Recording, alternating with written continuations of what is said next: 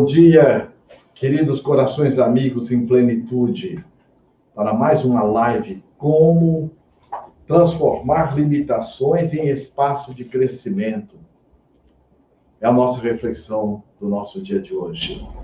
Para quem não nos conhece, meu nome é Lacordaire, exerço a profissão de psicólogo, tenho várias especializações na área da neurolinguística, de neuropsicologia, e estaremos hoje trabalhando este assunto, utilizando principalmente vários conteúdos da neurolinguística. A proposta do nosso Plenitude Humana, Instituto Brasileiro de Plenitude Humana, é auxiliar na transformação do ser, através do processo de autoeducação, com base na psicologia transpessoal consciencial, que tem uma visão biopsicossocial e espiritual, sem nenhum cunho religioso. Nós temos um corpo, mas somos muito mais do que um corpo. Nós temos uma estrutura de pensamento, mas somos muito mais do que nós pensamos. Nós viemos de uma história, de um processo socioeducativo, socioafetivo, mas nós somos muito mais do que a nossa história. O que nós vamos ver na live é o processo de autorresponsabilização. Então, não adianta você ficar culpando o pai ou a mãe, porque você é o autor do seu próprio destino. Mais ainda, nós somos um ser pensante, viajor na linha do tempo, e que a vida na Terra é uma estação. Então, a psicologia transpessoal consciencial tem esta visão também de que nós não estamos aqui, todos nós, de passagem. Só não somos passageiros de nós mesmos. E para iniciar as nossas reflexões, nós vamos utilizar de um pensamento de Charles Schindler.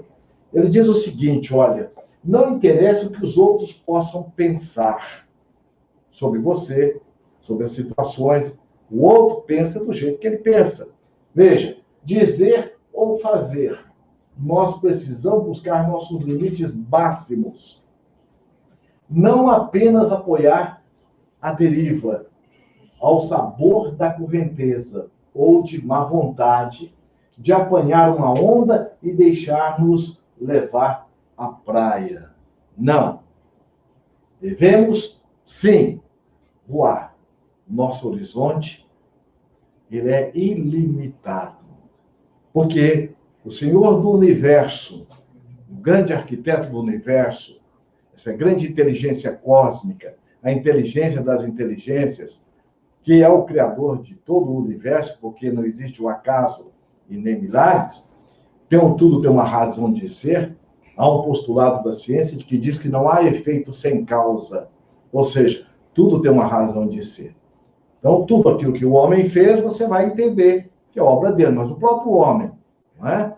Então, quando você entra num pensamento de Charles, como ele está colocando aqui, olha, não interessa o que os outros possam pensar, porque o outro é sempre o outro. E se a fala do outro está forte dentro de mim, qual é a fala que está me faltando?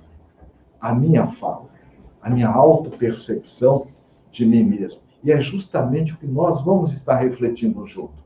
Então, para que nós possamos ampliar essa nossa percepção, nós vamos utilizar de um gráfico, que é uma adaptação da neurolinguística, que a equipe do Instituto Brasileiro de Plenitude Humana adaptamos para as nossas reflexões. Aqui nós estamos vendo o mundo, que é tido como sendo o território. O território é tudo aquilo que está do lado de fora de você. O território vem a ser seu pai, sua mãe, as pessoas que estão à sua volta, as coisas, as situações de fora formam o território. E aqui nós estamos vendo aqui um casal alimentando uma criança. E é um pensador, Vallon, que é um dos teóricos da psicologia social francês, ele diz assim, toda criança tem necessidade do adulto socializado para inseri-la no social. Ou seja, quem apresenta o mundo para a criança são o pai, a mãe, as figuras de autoridade. Quem convive com a criança. E principalmente na primeira e na segunda infância, nós vamos formar as bases da nossa personalidade. O que não quer dizer que nós não podemos nos reprogramar. Mas a criança, ela absorve na relação com o adulto o verbal e o não verbal. Porque a criança, às vezes a mãe está ali conversando com a amiga e a criança está ali brincando, de repente a criança fala, não, mãe, não é nada disso não, olha, a coisa foi assim.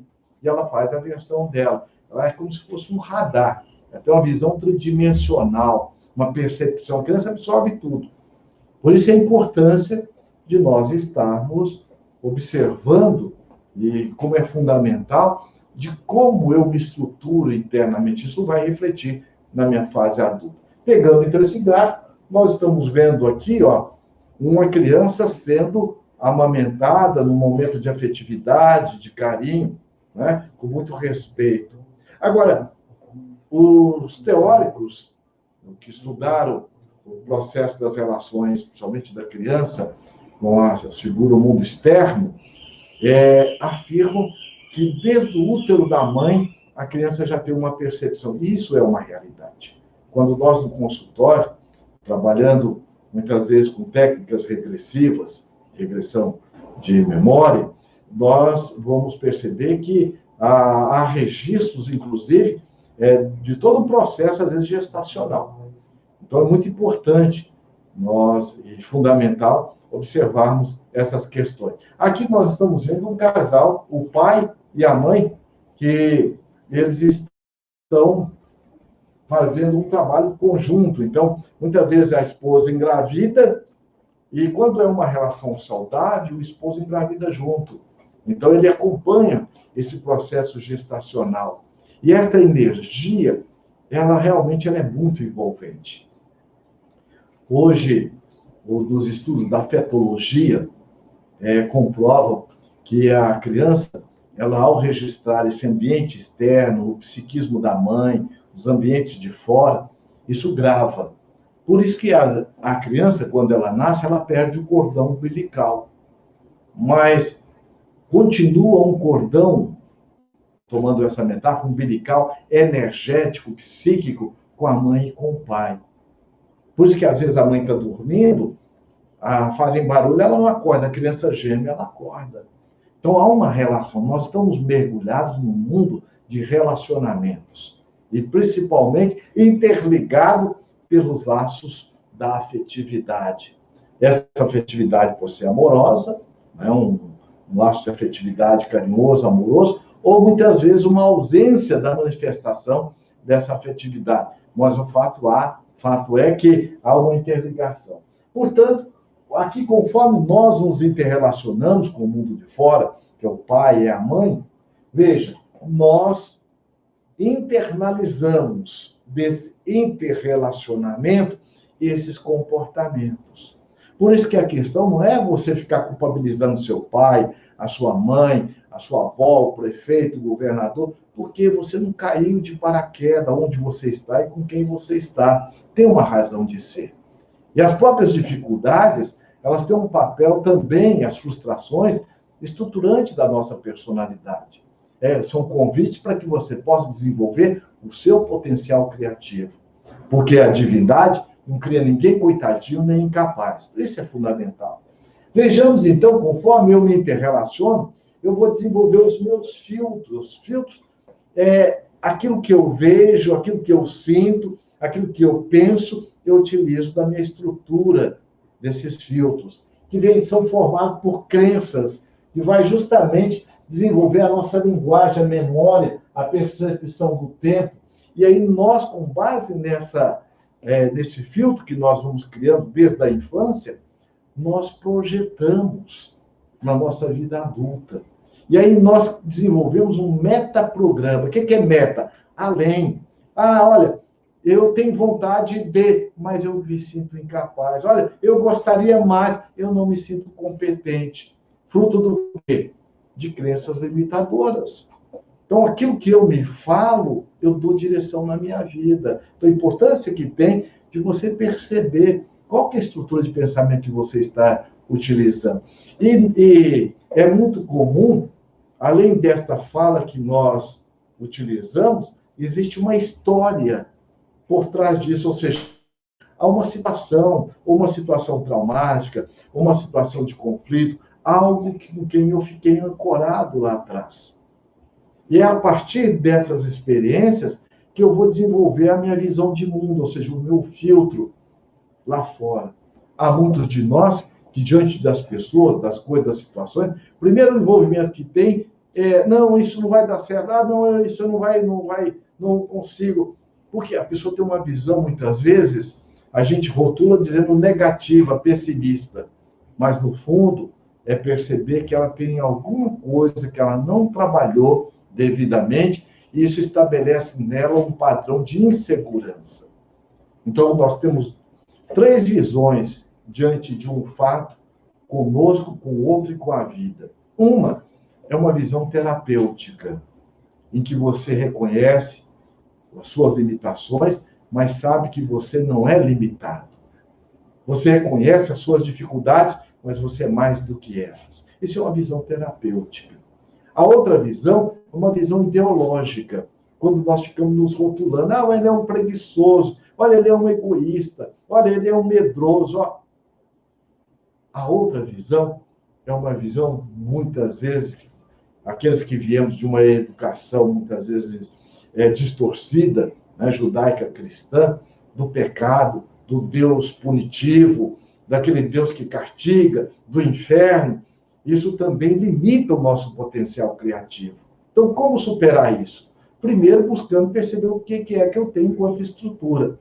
Porque como é que eu posso mudar algo que eu ainda não sei realmente o que é que está acontecendo comigo ou como que eu estou funcionando? Portanto, com isso, eu vou constituir agora o meu mapa interno.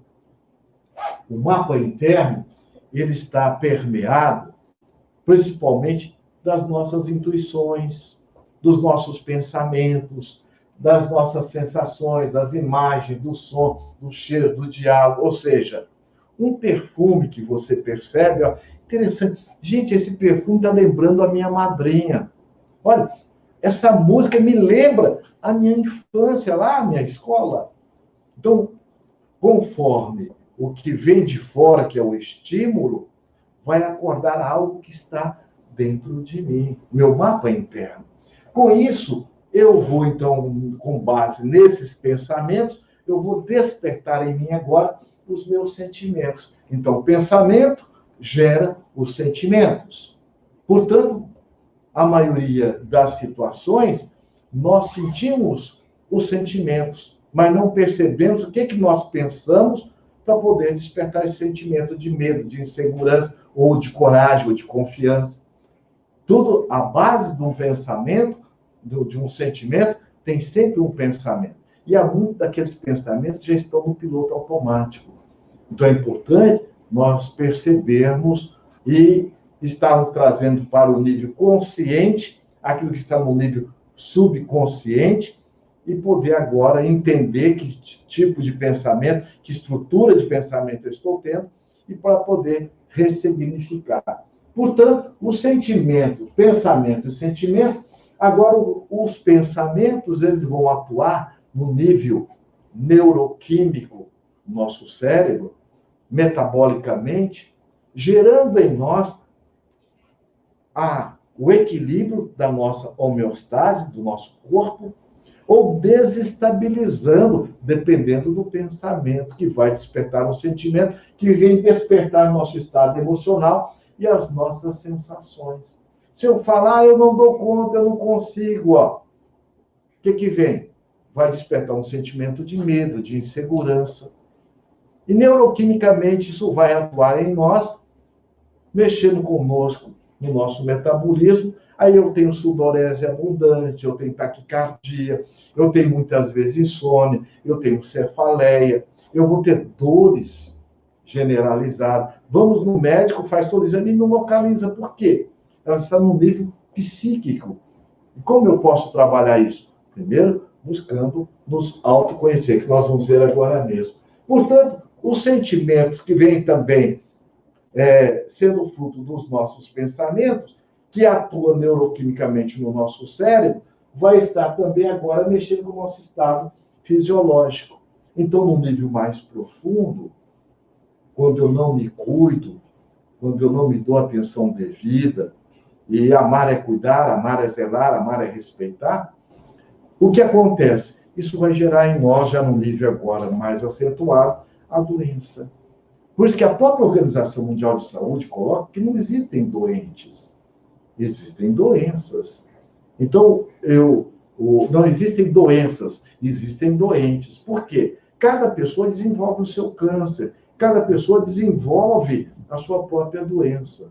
E além da doença que vai refletir fisicamente, existe uma outra doença que a pessoa cria, que é da doença. A doença da doença, a doença das relações. Que nós vamos ver agora mesmo, a pessoa que se rebela diante das situações, não quer tomar o remédio, cria dificuldades nos interrelacionamentos com as pessoas com quem ela convive.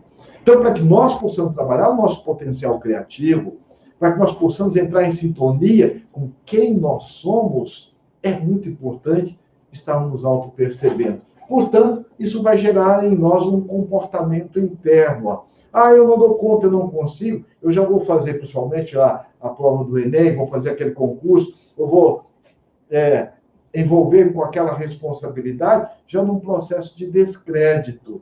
Meu comportamento interno é de medo, é de insegurança. É diferente quando eu digo, eu posso, eu sou capaz. Outro dia, vendo na rua, no caminhão, diz assim, no para-choque, eu não sou dono do mundo, mas sou filho do dono. Olha que interessante. Então, você é herdeiro do dono do universo. Agora, depende de quem para você desfrutar disso? De você. Eu vou ver agora mesmo. Então, o que acontece? Esse comportamento interno vai revelar em nós as nossas atitudes. E é isso que nos faz a diferença. Tem pessoas que você vai perceber que do limão ela faz logo a limonada. Agora, tem aquele outro que fica reclamando, lamentando. Porque qual é a diferença diante de uma mesma situação?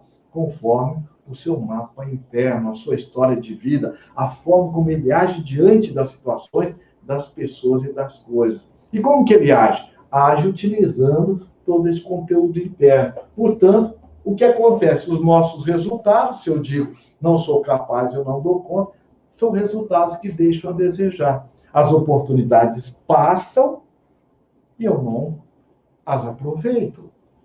E aí depois eu fico lamentando. E mais ainda, nós temos também uma plateia.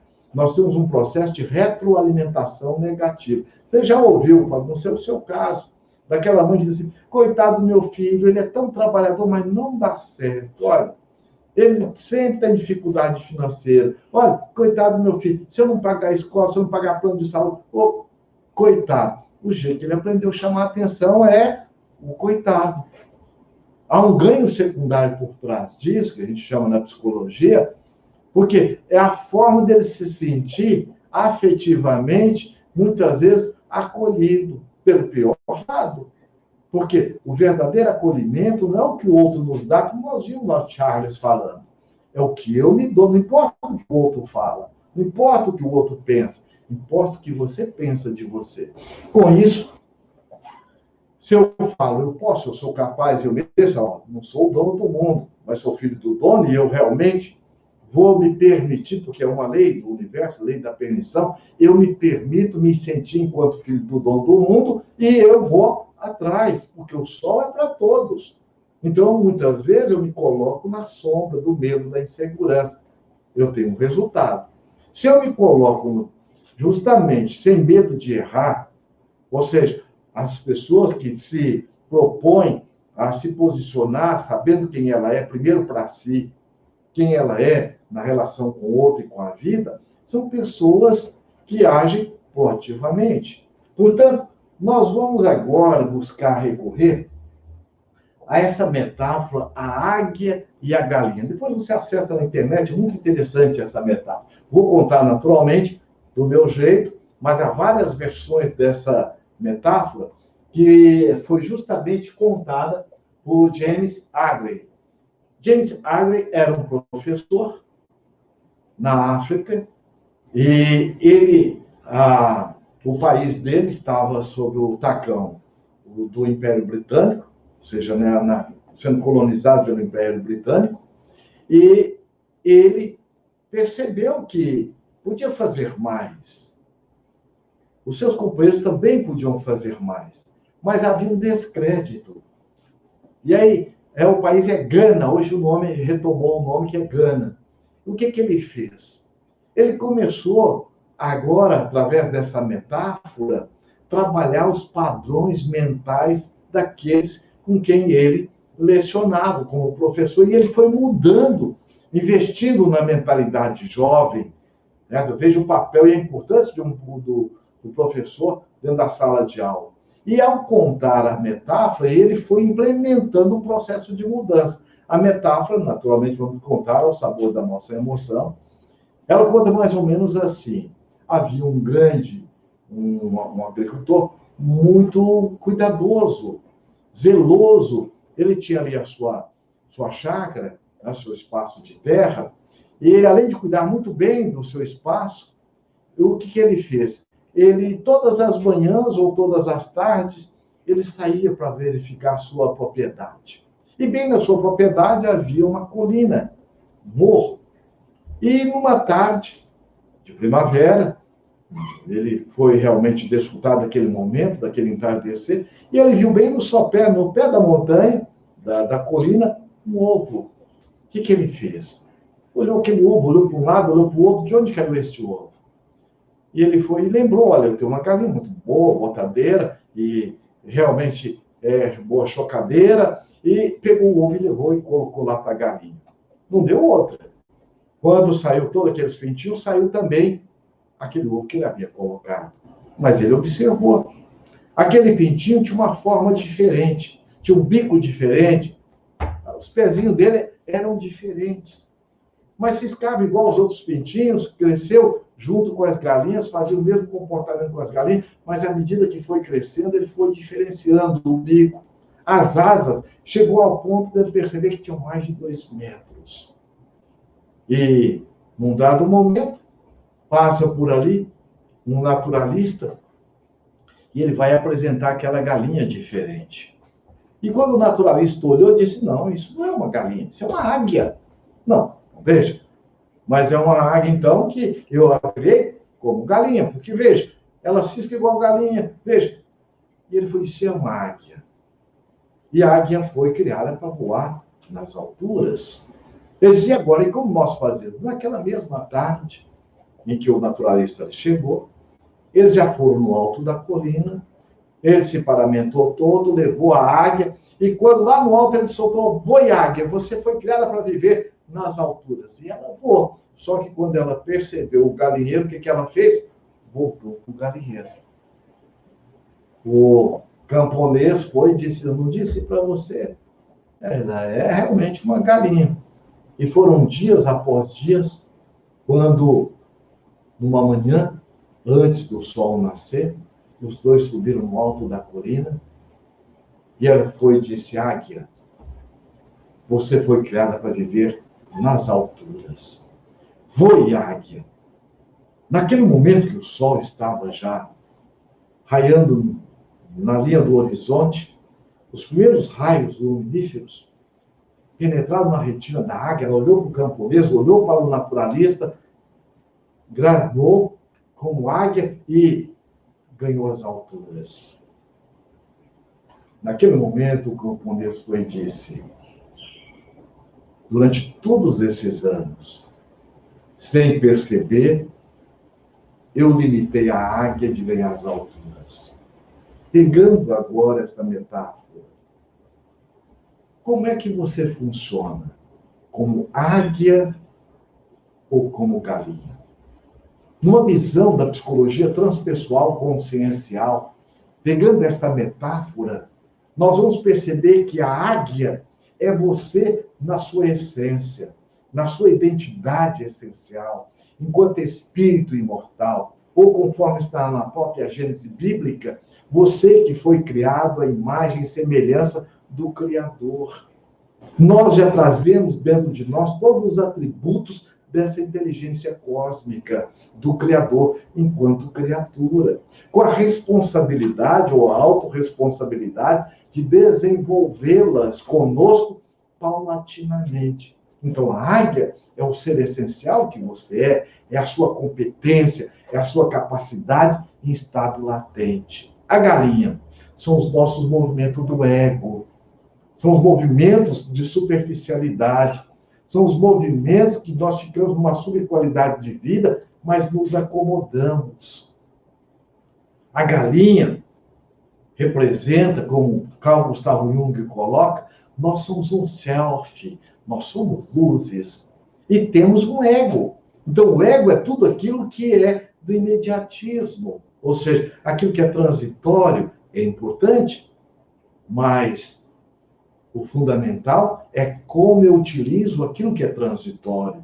Principalmente neste momento pandêmico, a humanidade toda está passando, nós estamos percebendo de forma muito próxima a nossa vulnerabilidade. Porque o que está acontecendo com o nosso vizinho pode também acontecer conosco, ou seja, o fogo que pega na casa do vizinho pode pegar na nossa. Se o filho do vizinho está usando droga, meu filho também pode vir a usar. Então é muito importante percebermos essa vulnerabilidade que nós estamos e invertirmos os nossos valores emocionais, psíquicos, que são os valores do espírito imortal. Assim como o estômago tem necessidade de alimentos sólidos e líquidos, a nossa mente tem necessidade também de alimento que funciona igual ao estômago. Só que o alimento da mente são os pensamentos. Que tipo de pensamento, que estrutura você está utilizando? Galinha reclamando do pai, da mãe, da avó? Ou águia transformando essas experiências desafios, que normalmente são experiências dolorosas, nós vamos ter que ver agora mesmo uma fala do Jung, e transformar essas experiências dolorosas, que realmente, de um abuso sexual, de um pai arbitrário, de uma mãe muitas vezes não afetiva, mas eles deram o que eles podiam ter dado. O importante é eu perceber o meu grande potencial criativo, sair dessas limitações, dessa estrutura de galinha, e perceber que nós somos águias. E o horizonte é o limite, ou seja, então não tem limite. Então vejamos, olha, o que o Jung coloca. Quer mudar ali, por favor? Estou pedindo à equipe aqui para dar o gráfico ali, ó. Isso. Ok. Olha o que o Jung coloca, Carl Gustav Jung, esse grande pensador da humanidade, né, que ajudou muito na estrutura da psicologia, trabalhou junto com Sigmund Freud, né, e desenvolveu uma visão mais profunda da psicologia. Então ele coloca justamente, olha, não há despertar de consciência sem dor. Nós temos dois tipos de dor. A dor do parto, que é a dor do renascimento, ou a dor da revolta. A dor do parto é você abrir mão da sua estrutura de galinha e funcionar enquanto águia. É aquela dor que a semente que se lança à cova, se ela não morrer, ela não desperta a árvore que a tipifica. Então, é aquele momento que você vai abrir mão do passado em prol de uma estrutura, de uma conduta, de um comportamento proativo, o que te dá mais qualidade de vida. Você já ouviu alguém dizer assim, olha, sempre funcionou desse jeito, por que eu vou fazer diferente? Por que eu vou mexer nesse baú? E às vezes a pessoa fica numa subqualidade de vida, não percebe que cada dia é uma página em branco para que você possa escrever algo novo, reescrever o que não ficou bem. E ele diz, olha, as pessoas farão de tudo, chegando aos limites do absurdo para evitar enfrentar a sua própria alma. Olha como é importante nós estarmos refletindo, porque às vezes nós ficamos numa subqualidade de vida, enquanto nós temos a oportunidade de desfrutar o que o universo está ofertando. O caso lá do que estava no caminho, eu não sou o dono do mundo, mas eu sou filho do dono, eu sou herdeiro do universo, e ninguém tira de nós essa condição. Então nós merecemos. Agora, merecer não é uma coisa ganhada. Merecer é conquista. Merecer é ter direito. Todo mundo tem direito de ser feliz. Agora, todo direito implica em dever. Eu tenho o direito de ser feliz. Agora, o meu dever, o meu compromisso, minha responsabilidade é trabalhar para que isso realmente aconteça, para que isso possa realmente se efetivar. E ele diz assim, olha, ninguém se torna iluminado por imaginar figuras de luz, mas sim por tornar consciente a escuridão.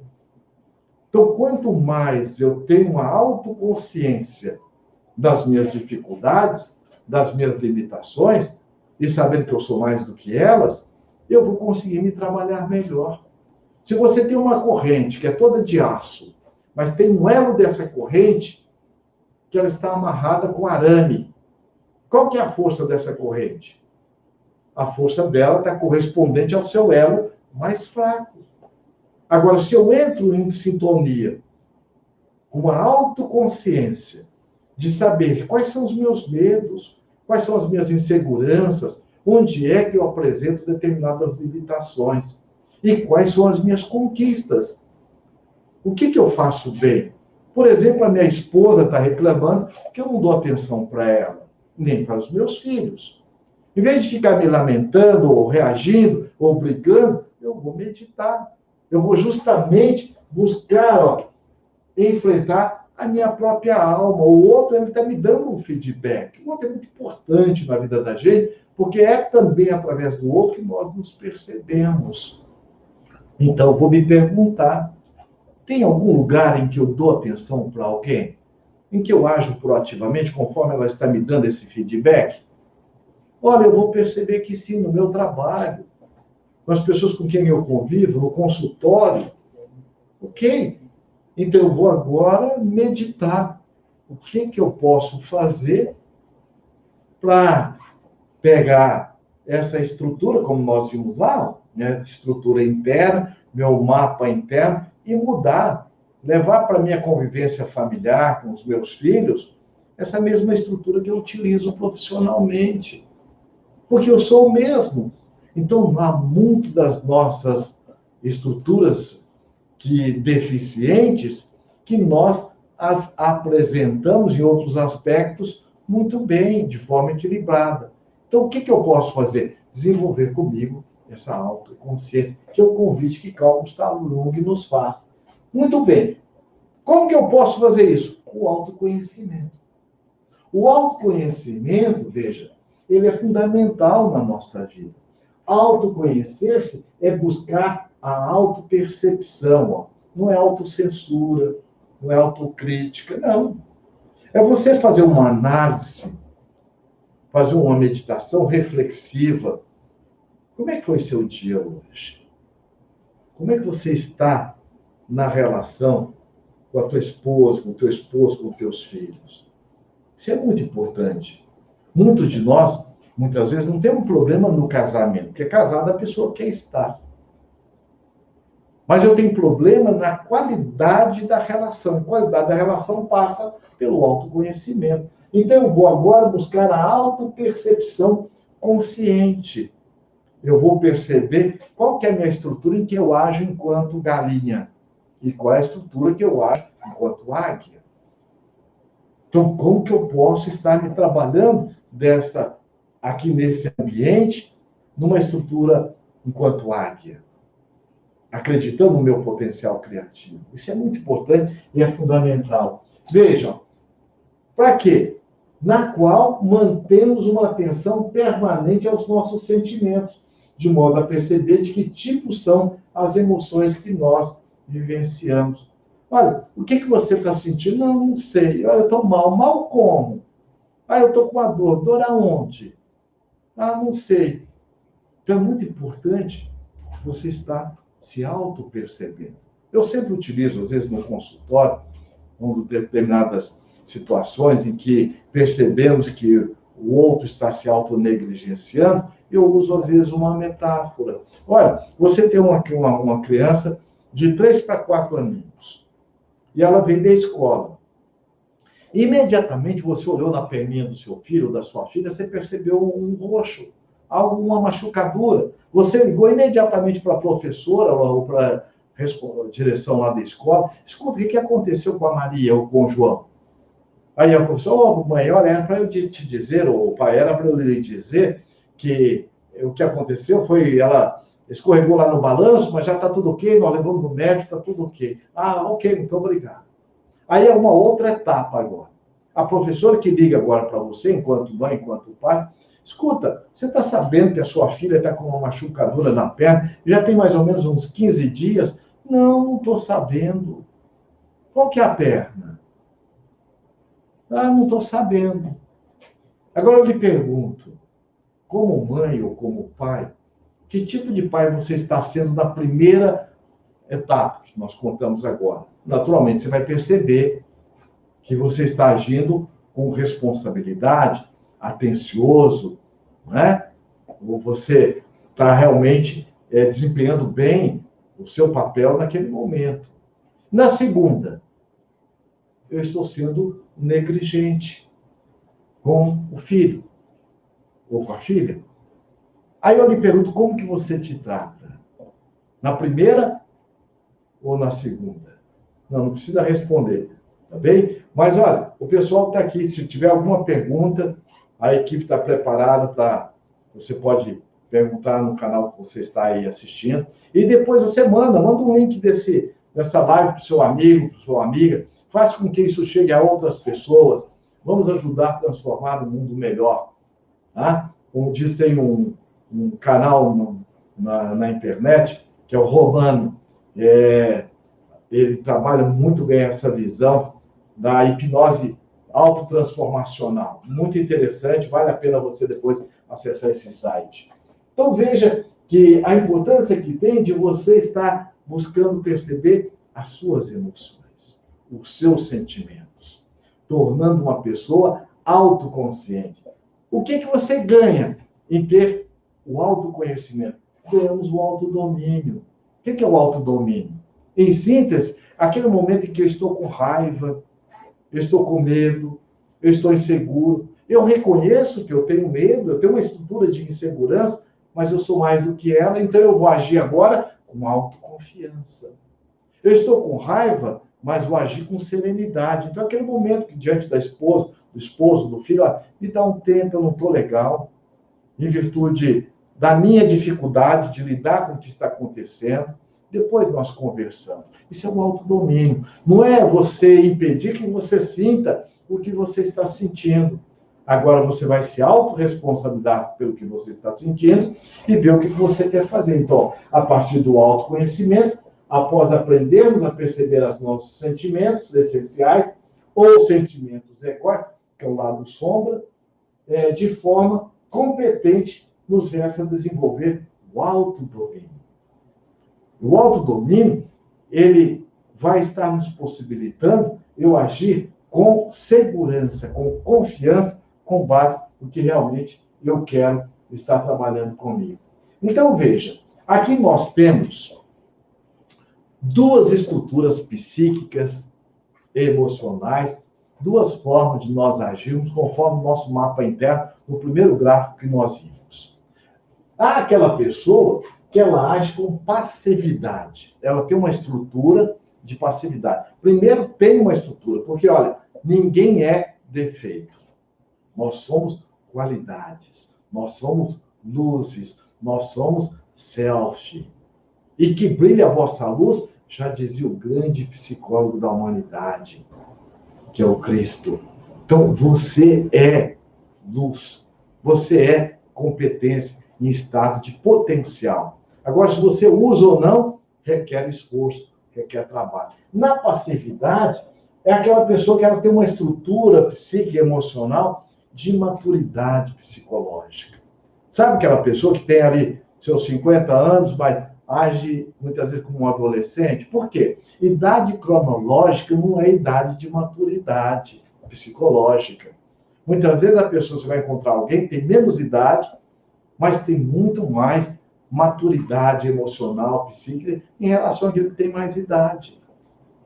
E outra coisa também é tempo vivido, não quer dizer que é tempo aprendido.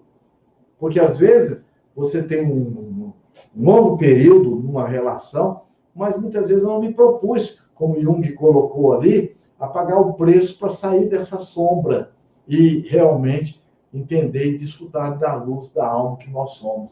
Então, nesse movimento, Aqui nós estamos infantilizados. Deseja algo, alguém para resolver os seus problemas, quero soluções mágicas ou miraculosas. Aí o que acontece? Eu me acomodo. É justamente a minha estrutura emocional infantil. E nós somos atemporais emocionalmente. Eu recebi a semana passada um telefonema de um amigo, que esse amigo ele é um conterrâneo lá da minha infância, lá, e ele disse agora com 56 anos, disse, feliz da vida, olha, cara, comprei uma moto agora, uma Harley Davidson, vou chegar lá na minha cidade, fazendo ali a maior banca. Você lembra? Quando a gente não tinha nem um velocípede para poder andar, o pior dia da nossa vida era o dia de Natal. Eu falei, eu lembro. Aí eu fui e perguntei para ele, olha, fulano, quem que comprou a moto? Foi o adulto ou foi sua criança? Ele falou, cara, eu não tinha pensado nisso. Então, ali era um capítulo que ele ainda não tinha trabalhado com ele.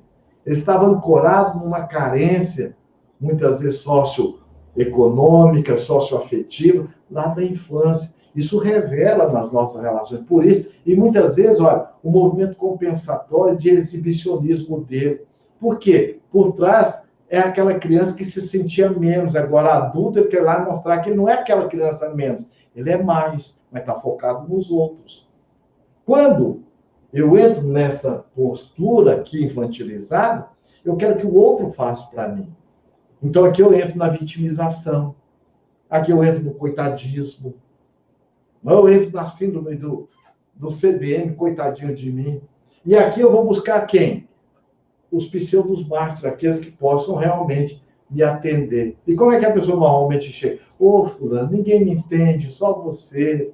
Olha, se não for você, eu não sei o que vai ser. E aí ela dá um golpe, aí ela vai e pede, você pode fazer isso para mim? E a pessoa boazinha, o pseudo boazinho, né? Porque quando eu quero fazer pelo outro, eu estou tratando como capaz ou incapaz. Não me dou conta que é incapaz. O outro movimento é da reatividade. Aqui é uma postura justamente do adolescente. O que acontece? A pessoa revolta, se desespera com os problemas, quer acabar com os problemas, rebelando com os mesmos. E aí ela reage. O que acontece? Ela se sente uma vítima diante da vida. Quer dizer, pode acontecer com todo mundo, menos com quem? Com ela. Às vezes a gente ouve isso. Mas por que Deus foi fazer isso logo comigo? Deus, o dono do universo, o criador das leis, que faz com que os corpos celestes não se choquem um com o outro, vai ter uma visão partidarista? Não.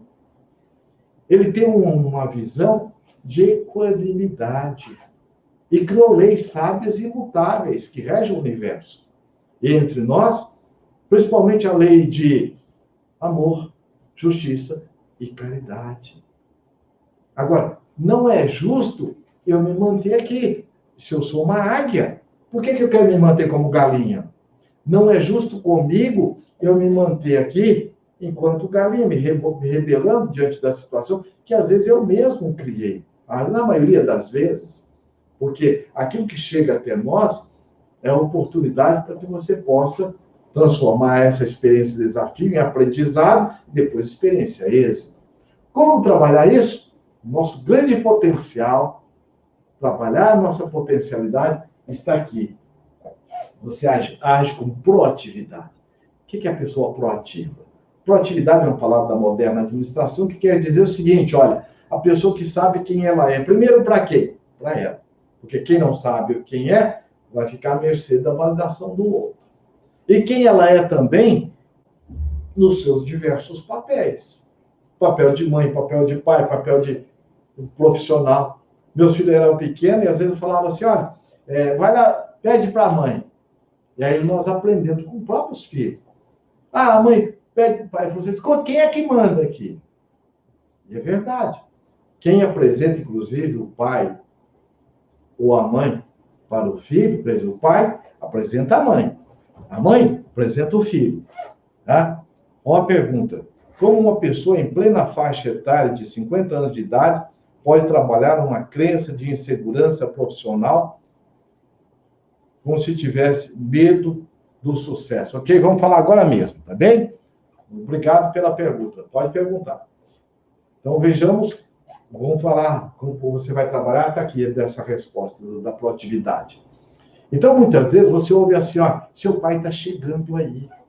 E ele não gosta do que você está fazendo. E eu vou ter que contar para ele. É um pai ou um carrasco que está vindo? Essa criança que quer que o pai venha ou morre pelo caminho? Às vezes, o pai sabota a mãe. Como que ele fala? Você sabe, né, meu filho ou minha filha? Por mim, tudo bem, mas você sabe o jeito da sua mãe, né? Quer dizer, ele é o bonzinho, a mãe é a megera. Então, vejamos que isso chama-se jogo das relações familiares. Então, é importante saber quem você é. E, além do mais, a pessoa proativa, ela sabe quem ela é, como o Carl Gustavo Jung fala, você sabe dos seus medos, das suas sombras. E você sabe onde você está e onde você quer chegar. O que eu quero fazer com esses medos? O que eu quero fazer com essa insegurança? Aí vem a resposta da pergunta, né? De que eu faço com essa insegurança, mesmo com 50 anos? Primeiro, eu vou buscar percebê-las, vou buscar o que eu me falo que desperta em mim essa insegurança. Eu estou ancorado em que situação? E a partir daí, o que eu faço? Eu passo agora a ressignificá-lo. Então, tem como trabalhar isso? Tem técnicas para isso. Na primeira live nossa, desse mês que nós fizemos, né, como trabalhar o medo, a insegurança, tem lá, inclusive, uma técnica de como você pode estar utilizando. E hoje à noite também, nós vamos apresentar, depois do convite, teremos uma aula para que você possa estar como ressignificando, dominando, trabalhando os seus padrões mentais, tá bem? Então, o primeiro ponto, para que você possa fazer o processo da transmutação, se autoaceitar, se autorrespeitar, se autovalorizar na sua dificuldade, sabendo que você é mais do que ela, e buscar trabalhar isso. Portanto, olha, com isso eu tenho uma atitude madura. Madura como? Sabendo que eu tenho dificuldade, mas eu sou mais do que elas. Eu tenho limitações, mas eu não sou uma pessoa limitada, pelo contrário. Com isso, eu entro no meu movimento da competência essencial. Eu sei que eu tenho todo o potencial criativo, igual Einstein, igual Gandhi. Aliás, quem falou isso foi justamente o maior médico da humanidade, foi o Cristo. Tudo que eu faço, você também pode fazer. E até melhor, desde que você tenha fé, desde que você tenha confiança em você. Então, nós trazemos dentro de nós, potencialmente, todos somos iguais. Agora, como trabalhar isso? Vou desenvolver ferramentas, vou desenvolver, principalmente, a superação da minha ignorância. Nós temos 3 níveis de ignorância. A ignorância do não saber, a ignorância do não sentir e a ignorância do não vivenciar. Você conhece médico que fuma? Eu também conheço. Então, ele não tem ignorância de não saber o quanto a nicotina ou o alcatrão faz mal para ele. Mas ele tem a ignorância do não sentir e o não vivenciar. Aí vem um CA de garganta. Agora ele vai realmente refletir. Então, muitas vezes, nós só vamos pagar o preço da mudança, como Jung ali colocou, quando às vezes a dor e o sofrimento batem à nossa porta, como um convite à reflexão, porque não é a dor que muda, não é o sofrimento que muda a gente. Às vezes a gente até ouve, quem muda por amor, muda pela dor. Muda? Não muda. Se mudasse, penitenciária era a fábrica de anjo. Então, a dor, ela é o carteiro, para que você possa refletir e ver por que eu estou nessa situação. Anota essas 3 perguntas. Ó. Por que estou nessa situação? O que essa situação quer me dizer e como eu posso agir para me libertar? Ó. Então, eu agora vou meditar com serenidade, aceito a dificuldade. E o que acontece? Eu vou agora diante do problema, por que estou nessa situação? O que a situação quer me dizer e como eu posso agir? Diante disso, o que eu faço? Eu ajo. Aí muda tudo. Né? Não é do sentimento que nasce o pensamento, a palavra e a ação? Não. Primeiro é o pensamento. Conforme eu penso, eu vou estimular neuroquimicamente e vou ter também o meu sentimento. Se eu penso, não sou capaz, eu não dou conta, vem o medo. Então, mexe lá com o meu mapa interno, como nós vimos. Depois você volta à live e você vai ver lá o gráfico. Então, isso é importante, porque às vezes eu não percebo os pensamentos, porque está no piloto automático. Mas todo pensamento, ele vai despertar em você um sentimento. Como ressignificar essa insensibilidade? Olha, a própria insensibilidade, ela está escondendo uma sensibilidade machucada, tá? Então, tem alguma situação que você está com dificuldade com você mesmo. Tem um livro muito interessante. Sabe por que eu não me entrego na relação com você? Sabe por que eu não falo de mim para você? Eu tenho medo de você não me aceitar. Então, é uma dificuldade que nós temos ainda de lidar com as nossas frustrações. Porque todos nós somos sensíveis. Essa sensibilidade nos convida a uma canalização fruto do autoconhecimento, do autodomínio e exercer a mudança. Portanto, 3 grandes postulados para que nós possamos desenvolver o nosso grande potencial criativo. Vejamos a força que tem isso aqui, ó. Todo poder, ó, ele é autoconcedido. O que significa isso para você? Arquimedes dizia assim, olha, dai-me um ponto de apoio, uma alavanca, eu moverei o mundo. Todo poder é autoconcedido. Você tem todo o poder do mundo. Sobre quem? Sobre você mesmo. Khalil Gibran, coloca, ninguém é de ninguém. Como nós vimos lá o Charles colocando, o que o outro fala, o que o outro pensa, é importante que nós percebamos, mas desenvolvamos a nossa autopercepção. Muito de nós estamos ancorados na validação do pai, da mãe, do marido, da esposa, do outro, e inibimos o nosso potencial criativo. Então, todo o poder é autoconcedido. Você tem todo o poder do mundo para mudar quem? Somente você e mais ninguém. Você nasceu, você veio para essa terra, você veio para esse mundo, você reencarnou. Para quem? Para você. Tem como você terceirizar sua vida para alguém vivê-la? Não tem como você pedir para alguém fazer as coisas por você. Embora muitas vezes a gente pensa assim. Olha, eu dei minha vida toda por ele. Não, não deu. Você viveu usando ele e ele te usando. Agora, era o jeito que eu aprendi a funcionar. Mas agora eu quero fazer diferente. Eu quero desenvolver a minha autonomia, a minha autopercepção e a minha heteronomia. Eu sei o quanto eu tenho uma influência forte na vida do meu filho, da minha esposa, no meu trabalho, enquanto ser social que eu sou. Como diz o grande poeta baiano, Castro Alves, a humanidade é a somatória de todos nós. Cada um tem a sua contribuição. O verde, ele é tão importante quanto o azul. O amarelo também tem sua importância. E a divindade, o dono do universo, ele é amante de todas essas misturas e faz o arco-íris. Então vejamos a importância que tem esse postulado. O outro também, ó, nada está tão bom que não possa ser melhorado. Nesse momento de pandemia que nós estamos e que nos levou para dentro de casa, nós percebemos muita coisa que estava na sombra. Aliás, tem um artigo muito interessante de Fela Moscovitch, do livro Renascença Organizacional. Ela diz luz e sombra.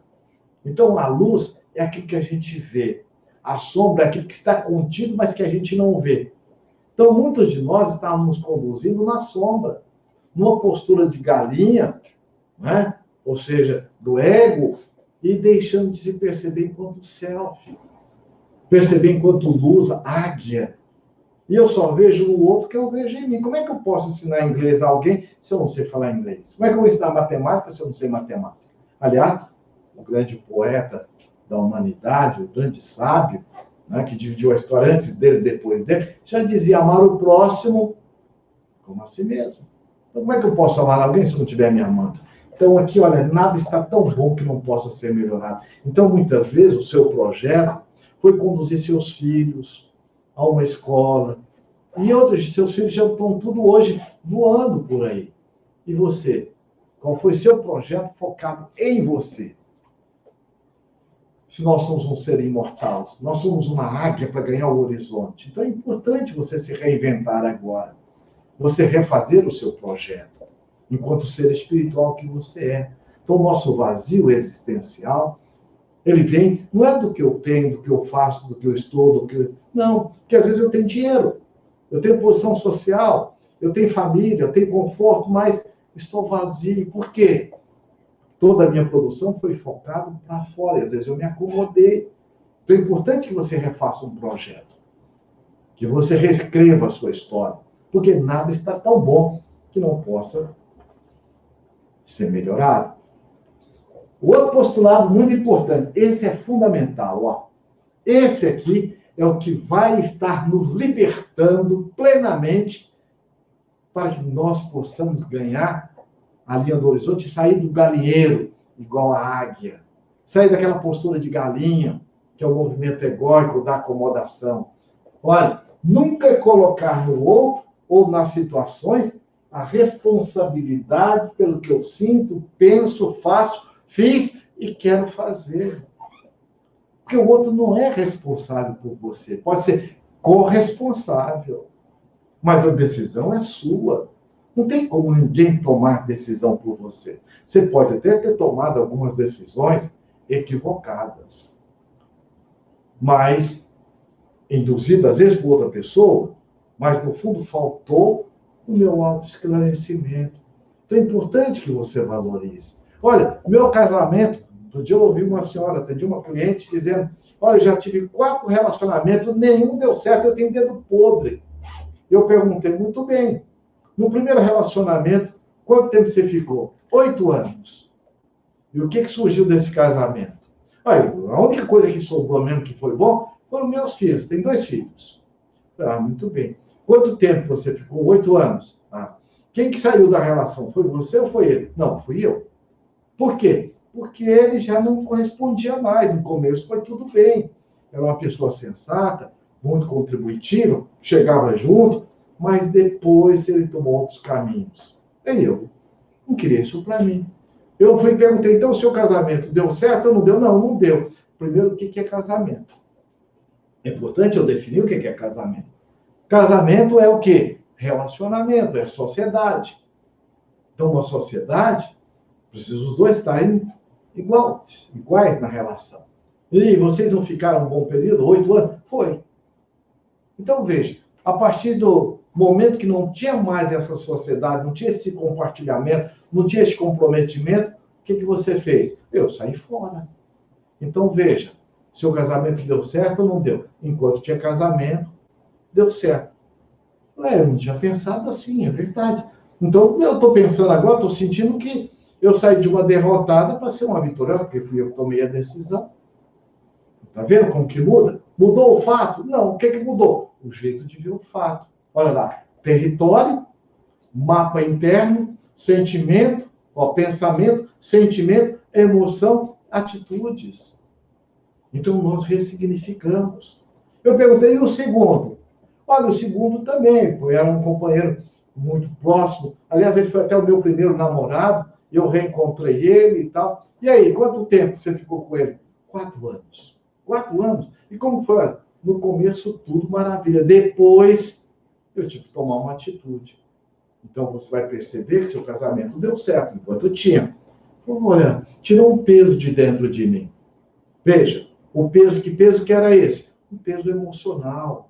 Um peso de uma energia, muitas vezes, de culpa, de menos-valia. Então, ninguém é responsável pelas suas atitudes. Isso é fundamental. Isso é muito importante. Você se autoacolher naquilo que você pode te dar. Você chegou até onde você deu conta. Agora você pode mais. Portanto, buscando agora um pensamento de Elizabeth Kübler-Ross.